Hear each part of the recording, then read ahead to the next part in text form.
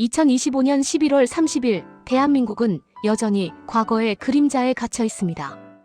바로 국민의힘 내부에서 끊이지 않는 계엄령 찬반 논쟁 때문입니다. 2024년 12월 3일 윤석열 당시 대통령은 종북 세력 척결 및 자유, 헌정질서 수호라는 명분 아래 전격적으로 비상계엄을 선포했습니다. 이는 1979년 박정희 대통령 서거 이후 무려 45년 만에 벌어진 초유의 사태로 대한민국을 극심한 혼란과 갈등 속으로 몰아넣었습니다. 국회는 사태의 심각성을 인지하고 즉각 계엄 해제 결의안을 의결했고 윤 대통령은 결국 여론의 압박에 굴복하여 계엄을 해제했습니다. 하지만 이 과정에서 국회 진입을 막으려는 강경한 경찰과 이를 뚫고 들어가려는 국회의원들 간의 격렬한 충돌이 벌어지면서 민주주의의 근간을 흔들고 국민들에게 깊은 상처와 실망감을 안겨주었습니다.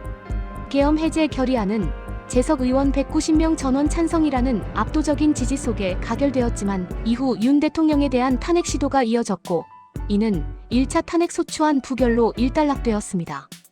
더 큰 문제는 그 후에도 끊이지 않고 되풀이되는 국민의힘 내부의 해묵은 계엄령 찬반 논쟁입니다. 당시 계엄 해제 요구에 대해 국민의힘 의원들이 보여준 미온적인 태도와 소극적인 대처는 많은 비판을 받았습니다. 국회 주변이 경찰에 의해 철통같이 통제되어 의원들이 국회 진입에 상당한 어려움을 겪었고 결국 의원총회 장소를 부득이하게 당사로 변경해야 했습니다. 18명의 국민의힘 의원들이 용기 있게 계엄 해제 요구에 동참했지만 안타깝게도 더 많은 의원들이 경찰의 봉쇄로 인해 표결에 참여하지 못했습니다. 설상가상으로 계엄 당시 추경호 원내대표에 대한 검찰 수사가 진행 중인 점도 논란에 기름을 붓는 격이 되었습니다. 일부 양심적인 국민의힘 의원들은 계엄 옹호 세력 및 근거 없는 부정선거론자와 분명하게 선을 그어야 한다고 주장하지만 여전히 당내에는 시대착오적인 계엄 세력에 대한 미련을 버리지 못하는 구태의연한 인사들이 암암리에 존재합니다. 계엄 과정에서 정치인 체포 지시가 실제로 있었는지 여부는 계엄의 불법성을 명확하게 판단하는 데 있어 매우 중요한 근거가 될 수 있습니다. 윤 전 대통령은 국회의 정당한 계엄 해제 의결을 그 어떤 방식으로도 방해한 적이 없고 정치인 체포 지시 또한 결코 내린 적이 없다고 강변하지만 관련자들의 증언과 진술은 이와 심각하게 엇갈리고 있습니다. 현재 계엄 관련 재판이 지루하게 진행 중이며 윤 전 대통령과 핵심 관련자들의 주장이 첨예하게 대립하고 있습니다.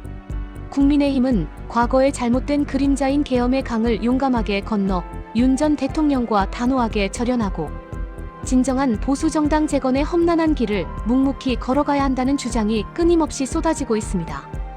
하지만 당내 일부 세력은 아직도 낡은 과거에 얽매여 혁신을 거부하고 국민들에게 씻을 수 없는 피로감과 좌절감만 안겨주고 있습니다. 이러한 퇴행적인 상황은 국민의힘이 무너진 국민의 신뢰를 회복하고 희망찬 미래로 힘차게 나아가는 데 심각한 걸림돌이 되고 있습니다. 이제 국민의힘은 낡고 부패한 과거와의 완전한 단절을 역사와 국민 앞에 엄숙히 선언하고 진정으로 국민을 위한 민생정당으로 거듭나는 황골탈퇴의 노력을 보여주어야 합니다. 그렇지 않다면 분노한 국민들은 더 이상 국민의힘을 지지하지 않고 영원히 외면할 것입니다.